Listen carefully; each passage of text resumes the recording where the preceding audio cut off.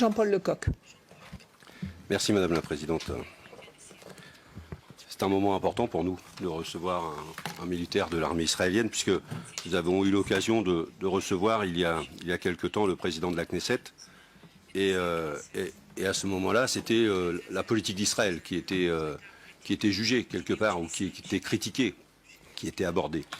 À cette occasion-là, on a eu l'occasion de... Et je reprends vos mots, puisque en fait je les partage, vos derniers mots. Vous avez dit l'utilisation de la terreur pour atteindre un objectif, ça s'appelle du terrorisme. C'est exactement ce que j'ai dit au président de la Knesset.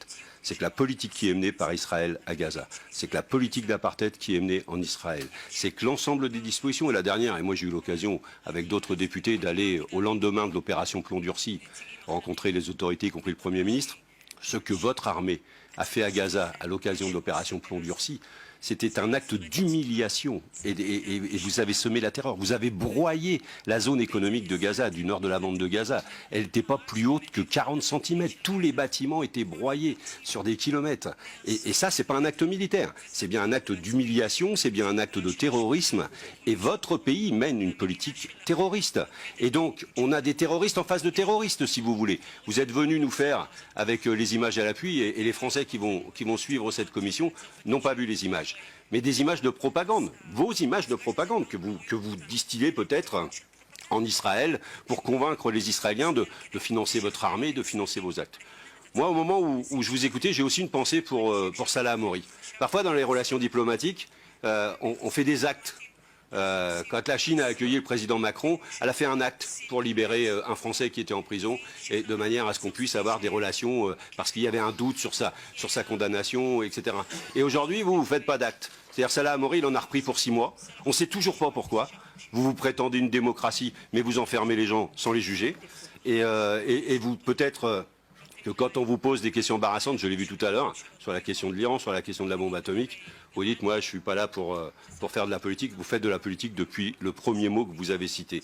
Et vous ne répondez pas aux questions qui vous embarrassent. Alors, c'est vrai que vous êtes le bras armé de ces terroristes, de ce terrorisme d'État.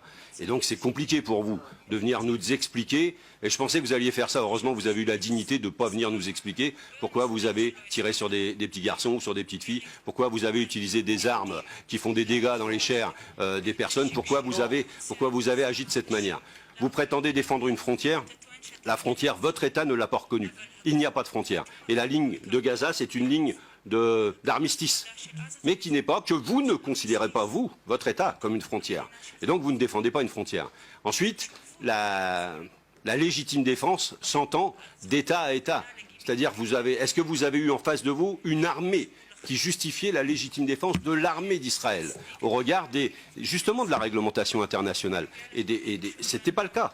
Et vous avez bien vu qu'en face de vous, vous aviez des jeteurs de cailloux, peut-être vous avez des gens qui faisaient voler des cerfs-volants, peut-être vous avez des pneus brûlés, vous appelez ça la terreur. Moi, quand je manifeste sur le port du Havre, parfois les dockers font brûler des pneus et ça fait la même fumée et c'est un acte de résistance. Aujourd'hui, les Palestiniens ont droit à cette résistance. La résolution des Nations Unies les autorise à ce retour.